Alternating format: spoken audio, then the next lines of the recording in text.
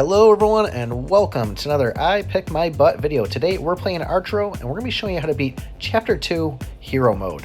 And I gotta say this one was just a little bit more difficult than Chapter 1. I did struggle with this. I set my guy up to have an attack of 664 and a health of 2609, and this did take me a couple of tries with these stats going in. But I was running a couple of epics, first one being the Brave Bow, which does 50% more crit, and then also using the Phantom Cloak, which is going to freeze enemies as they attack you. And I gotta say, I totally forgot that the Phantom Cloak did that, and I was wondering, why are these guys freezing? So in case you see that, but watch out for these spiders right here. It may be simple and easy to understand, but it took me a second. Those little yellow trails are poison. If you stand in those, you are gonna take damage. It might actually be fire, but in other words, don't go in the trails. They're gonna hurt you. And then we are running a bear ring for attacks on ground. It is only level 1. And we're also using a level 1 serpent just to give us a little bit of dodge. And obviously you can see the 2 bats. But this board is a pain. There is a lot of enemies. They are fast. And in case you're not aware of hero mode yet, the guys with the purple bars over them are going to have increased attack, health, and then they're also going to have a special ability. A majority of them are going to actually kind of pounce at you and have kind of a jump that really hurts when they hit you. Other than that though, just assume that these guys with the purple bars are going to be an extra pain on you. But real quick, if you love Archero and want to stay up to date on the latest tips, tricks, walkthroughs, or anything related to Archero, well, act now by hitting that thumbs up and subscribing to the channel.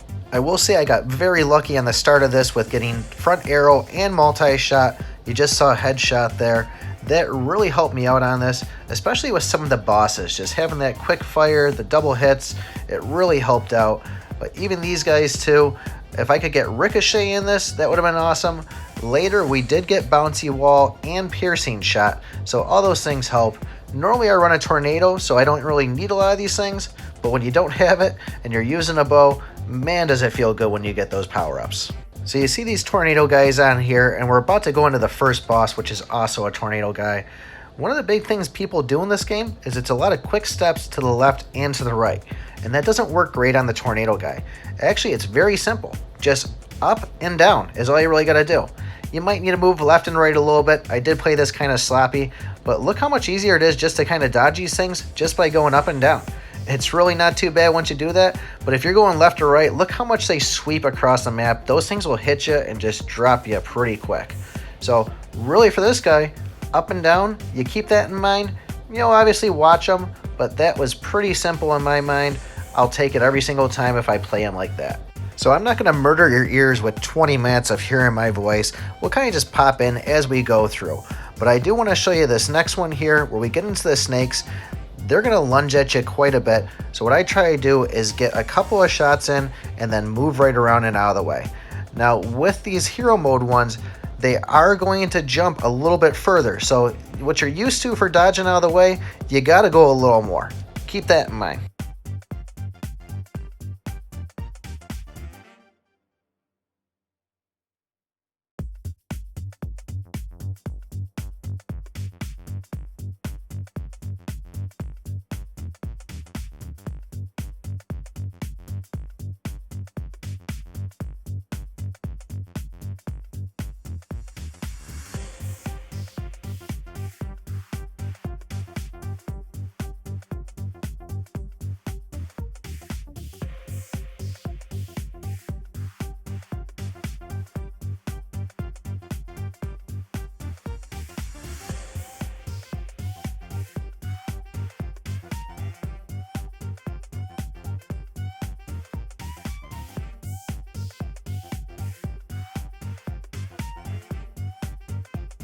If you get the opportunity, the snakes can't jump across the water. So if you can put them on one side and you on the other, when they try to do that lunge, they'll just sit there and do nothing. And then you can get your shots in. But watch those range attacks. Those things will come out of nowhere, and especially in the later levels, it really becomes a surprise, and there's so much going on the screen.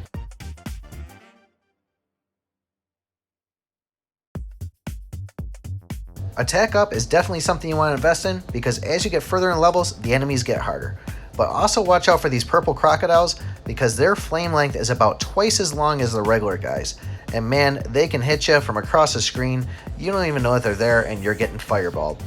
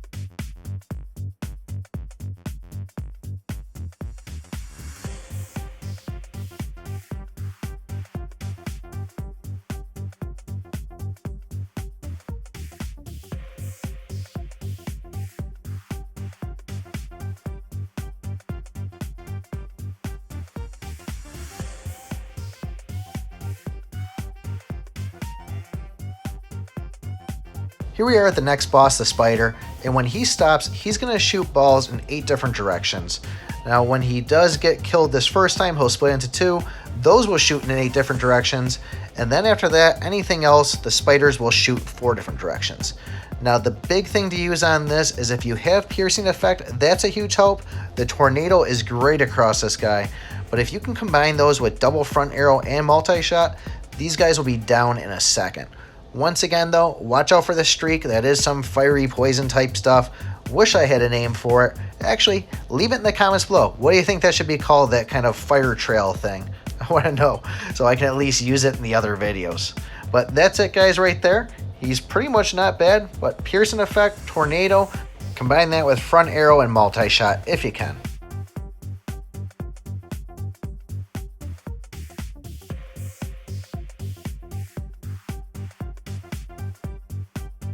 The second you walk in the room and you see one of these ghost bombers, immediately move out of the way. The purple hero ones, they're going to launch pretty quick on you. And once again with these things, try to move a little bit more than you regularly would, otherwise you're going to get burned.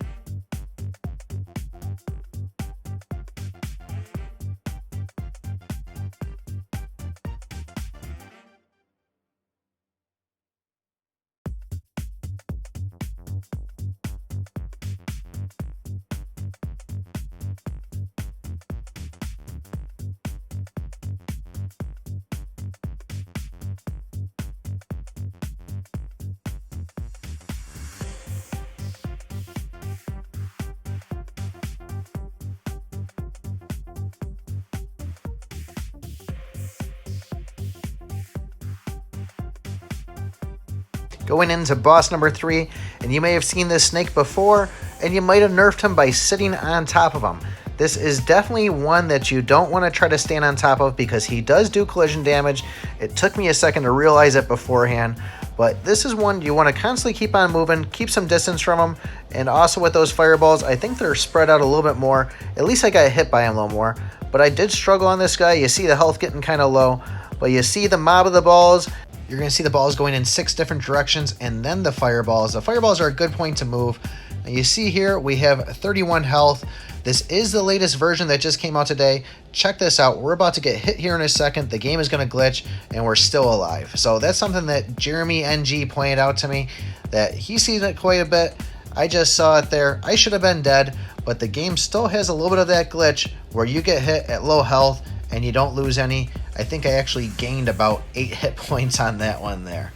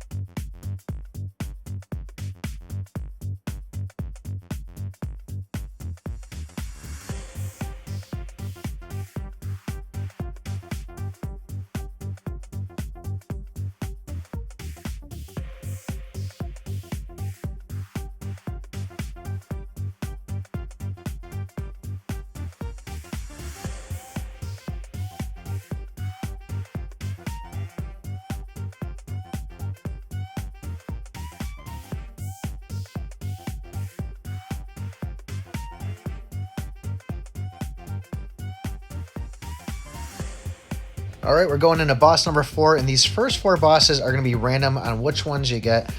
We've seen these guys too. There's 2 of them this time. Every time you kill one, it's going to split into 2. Now, what I try to do is, I didn't do it this time, but what I would normally do is just focus on one of the 2 to start off with.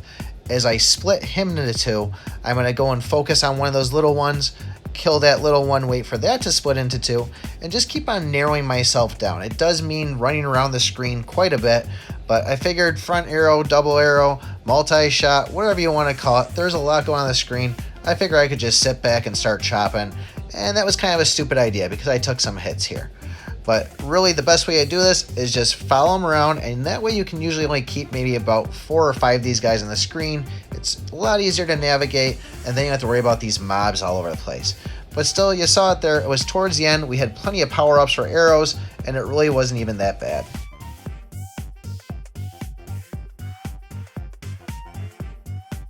And if you walk into a room like this with all these crocodiles, you're going to take some hits. I don't care who you are, how good you are at the game, but what I would say in this situation, try to clear out one end and then just camp back and just keep your distance on them. But yes, I did take some hits on that. That was just insane. What are you doing to us, Dubs?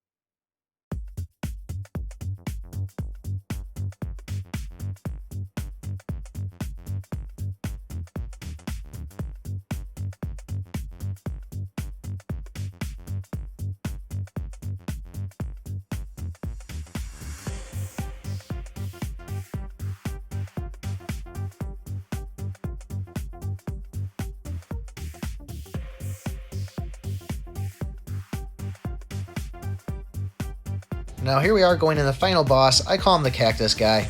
And watch out for those punches. The other thing is those kind of forward slow lobs that he does. Normally he does an X, that's why I died right there. This one is going to be kind of going in 6 different directions. Now as far as those air streams that he's throwing out you, if you got wingman, that's huge on it. But you can kind of see, I'm kind of just moving. I kind of hung up against the wall a little bit. And the reason I'm hanging up against the wall is because when he does that lob right there, look at, I'm able to dodge it by doing that. But you really got to learn just by how he acts and look at his kind of like his expressions when he does things. You know when he has that fast punch, he's just going to kind of pause and wind back a little bit. You know when he's going to do that one right there because he's kind of slowly going forward. And then anything else, it's just going to be his kind of punching at you of the thing of throwing the airstreams. So once you learn him, he's not too bad. I just kind of hang on the outside, and that's how I beat him. It did get close, but that's it. So thanks for watching, everybody. Subscribe, like, and remember, I pick my butt.